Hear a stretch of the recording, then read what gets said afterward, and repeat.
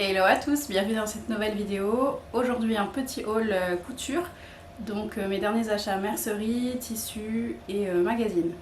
C'est parti. On va commencer par ma plus récente commande, donc il s'agit d'une commande que j'ai passée chez Rascol en ce début d'année. C'est plutôt de la mercerie avec un tissu, on commence tout de suite. Donc je vais regarder un petit peu sur le côté parce que j'ai le détail de mes factures.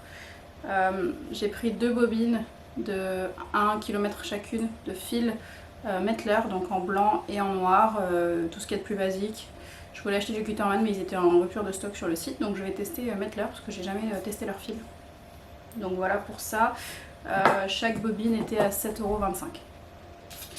Ensuite des petites aiguilles Microtex. Comme j'ai acheté pas mal de tissus assez fins, viscose, les aiguilles Microtex vont être assez utiles et elles étaient vendues à 2,95 €. Pour continuer, j'ai acheté ce petit cutter rotatif de chez Fiskars. Voilà, donc en taille standard. Il est ambidex si je dis pas de bêtises. Et celui-là m'a coûté 14,90 €. Ensuite j'ai acheté trois types de biais différents. Donc le premier, un peu fun, c'est un biais blanc avec des taches léopard grises. Le second, plus classique mais toujours avec un petit détail. Il s'agit de biais bleu marine avec des encres blanches. Et le dernier, un biais fleuri, comme ceci. Donc voilà, des achats de couture basique, on va dire. Et ma dernière acquisition Rascol, c'est cette petite chose. Donc c'est un mesure ourlet avec toutes les possibilités. Donc on peut faire des ourlets d'1 cm, 1,5, 2, 3, 4 et 6. Il est en aluminium, donc on peut repasser dessus. Et je viens de voir qu'il y a même une petite jauge pour les boutonnières ici. Je sais pas trop si ça va me servir, mais pour faire les ourlets, je trouve ça vachement sympa. Pour pouvoir repasser, notamment pour pas avoir à remesurer tous les quelques centimètres pour faire nos ourlets. Alors je m'excuse d'avance pour la lumière parce que le soleil vient et part, donc il risque d'avoir un petit peu de jeu d'ombre et de lumière. Dernier achat chez Rascol. Alors il sera un peu froissé parce que je viens de la laver. C'est une broderie anglaise. Donc j'en ai pris 1,5 m, ils appellent ça tissu broderie anglaise relief structuré écru. Il était en promotion sur le site à 10,97 € le mètre au lieu de 13 €.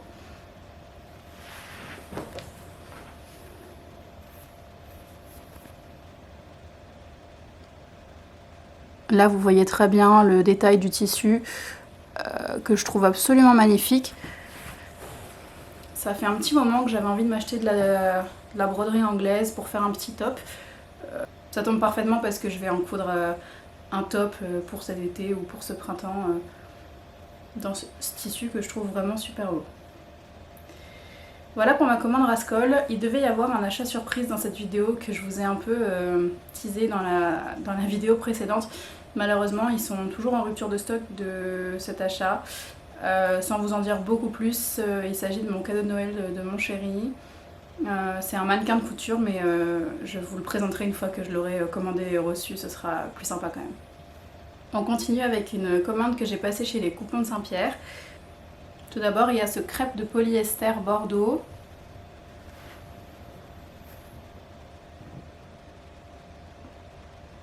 Donc ce crêpe de polyester Bordeaux avec des petits détails blancs et moutarde. Donc il est très fluide, pas du tout élastique. Et voilà, j'en ai donc 3 mètres, Coupons de Saint-Pierre par 3 mètres. Et il m'a coûté 15,90 €. 15 € les 3 mètres. Voilà. Donc il est super beau. Pareil, ça je pense que j'en ferai quelque chose pour l'été.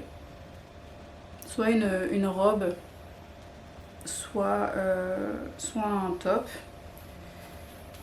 Et je vais juste vous le déplier. Voilà, avec la lumière ça paraît légèrement transparent, mais honnêtement ça va. En termes de transparence on a vu pire quand même, parce qu'une fois posé ça sera pas du tout transparent. Je pense qu'en termes de robe ça peut se faire. Ça peut se faire.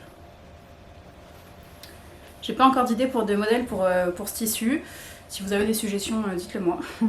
Et pour les autres tissus, si j'ai des idées, je vous dirai également mes projets avec. Et puis on verra bien dans les prochains bilans couture si je me suis tenue à ces projets ou si j'ai changé d'avis en cours de route.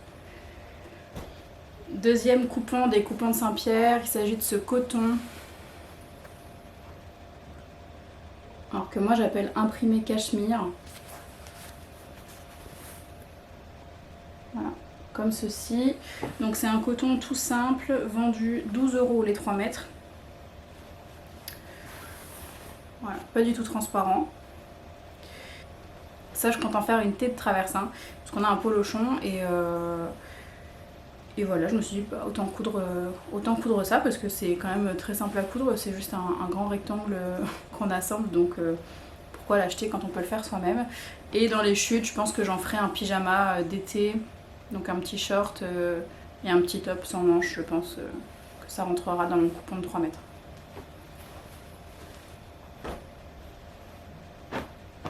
Ensuite, j'ai pris un coupon de viscose qu'ils appellent Jungle.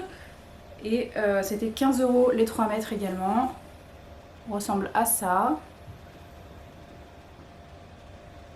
Alors lui, je le vois très bien sur une robe un peu fluide. Peut-être un modèle Suzanne de Fibre Mood. On va voir en termes de transparence ce que ça donne. Donc l'envers est blanchi comme ça, hein, c'est pas réversible. Et l'endroit, non, ça n'a pas l'air très transparent, je l'expose à la lumière. Franchement, ça va. Je pense que ça peut être... pour cet été, ça va être vachement sympa. Le motif, je le trouve très chouette. Voilà, donc que du chaîne et trame pour l'instant. Et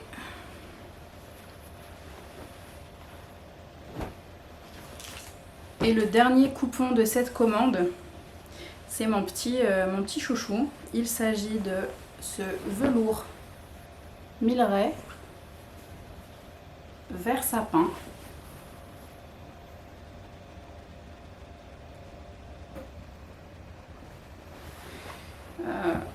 Pour tout vous dire, à la base j'avais commandé une broderie anglaise chez les coupons de Saint-Pierre qui finalement était en rupture de stock, donc ils n'ont pas pu me la livrer, et ils m'ont proposé de choisir un autre coupon d'une valeur à peu près équivalente sur le site, et j'avais choisi un velours Milleray bleu marine.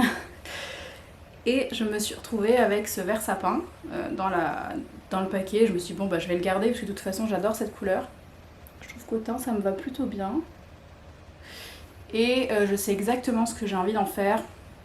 J'ai acheté le patron pendant une vente makeriste à 2 €. C'est le patron de la baroudeuse de Française une fois.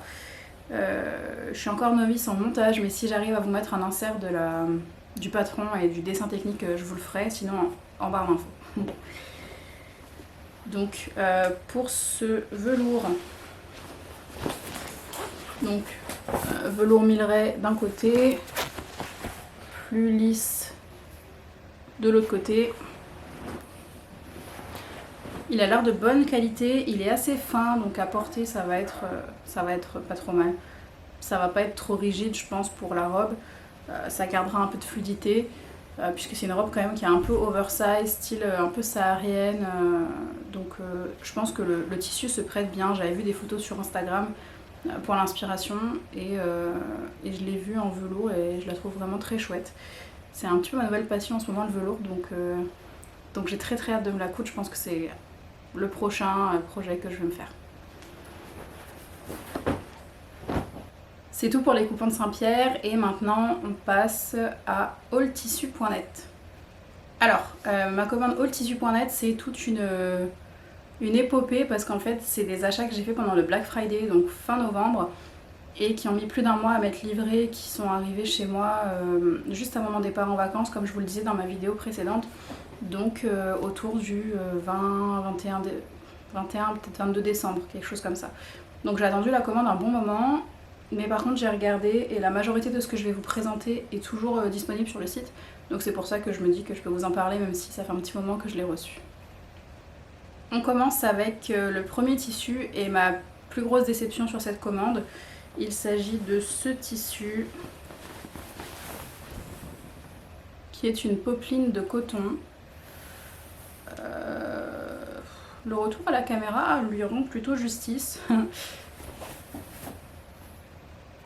Mais je le trouve pas aussi beau que sur le site. Et surtout, je viens de me rendre compte que j'en avais commandé 3 mètres et je sais pas si vous allez voir là, mais j'ai clairement pas 3 mètres. Ouais. Non, j'ai peut-être 1 mètre de ce tissu.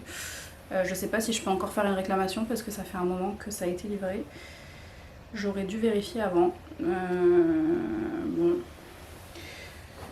Ce tissu était vendu 3,60 € le mètre, donc il m'a coûté 10,86 €.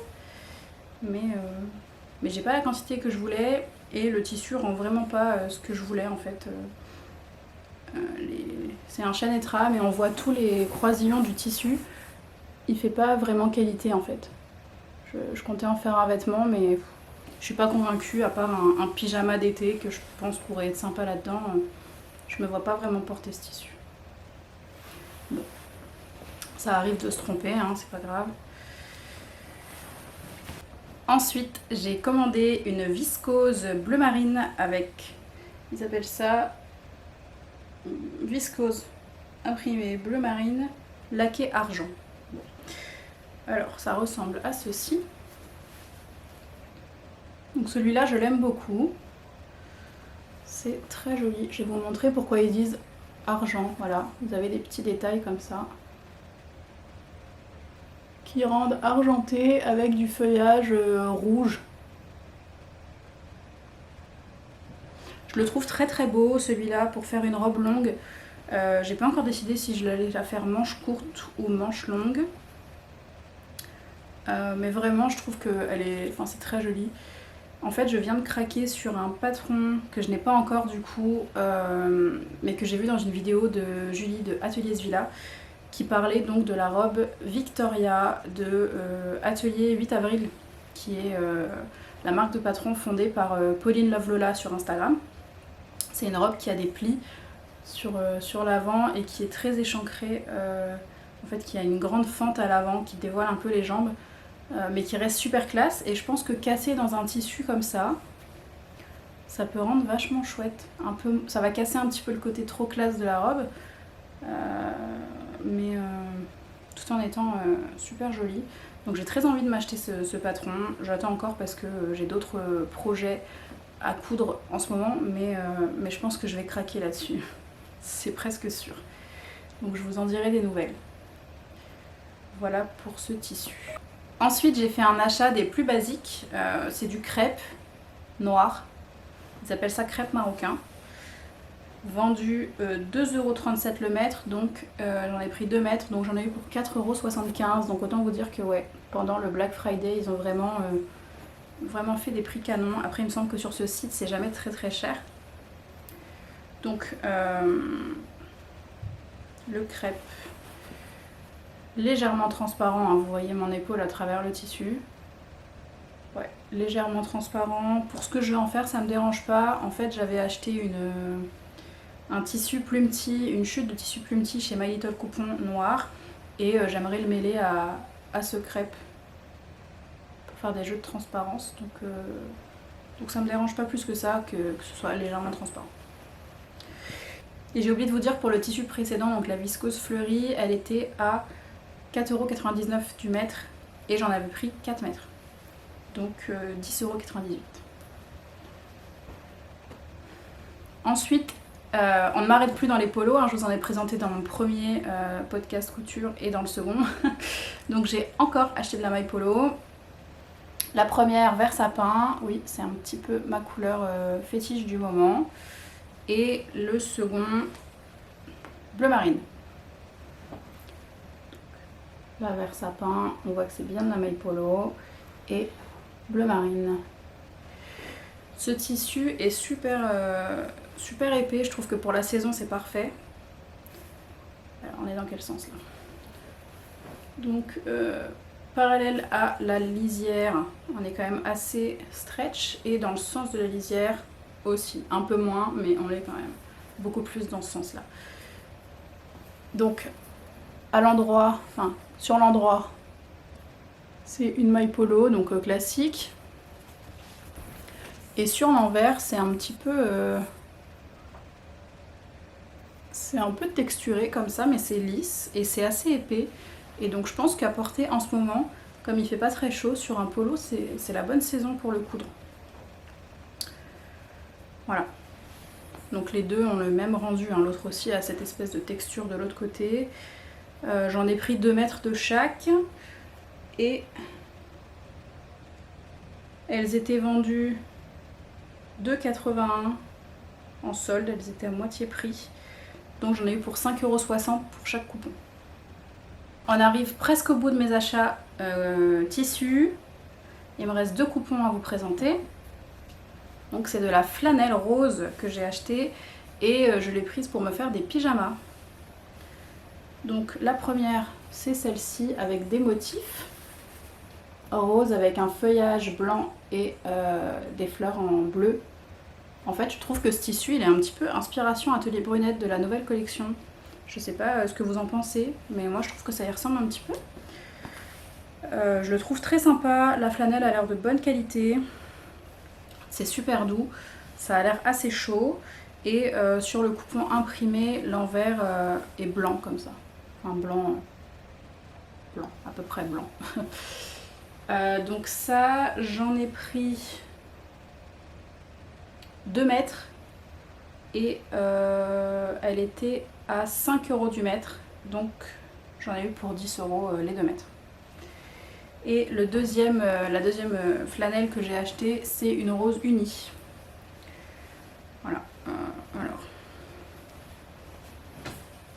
c'est une flanelle rose unie, toute simple, rose poudrée un peu comme ça. Celle-ci, elle était à 4,13 € du mètre et j'en ai pris 3 mètres. Là-dedans, j'aimerais m'en faire un pyjama d'hiver, donc manches longues et pantalon. Je vais vous montrer tout de suite mes inspirations. Je vais vous chercher le livre de lequel je vais prendre les patrons. Ok, on se retrouve un petit peu plus tard, la batterie m'a lâché en cours de route. Je filme à la lumière artificielle, du coup j'espère que c'est pas trop gênant à l'image. J'étais donc partie vous chercher mon livre Dressing idéal de Marie-Emilienne Diane Pattern, puisque je vous parlais du pyjama que j'allais me faire en flanelle. Donc pour le pantalon, je pensais partir sur ce modèle. I Am Armor,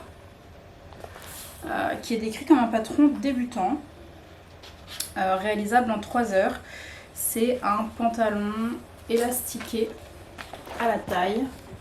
On le voit sur le patron, enfin sur l'affiche, le dessin technique. Il peut avoir des boutons sur l'avant, mais ils sont uniquement décoratifs. Et ils ont une couture là tout le long pour créer un trait le long de la jambe. Que je suis pas sûre de réaliser pour un pyjama, mais un pantalon taille élastiqué pour un vêtement de nuit, ça me paraît pas mal.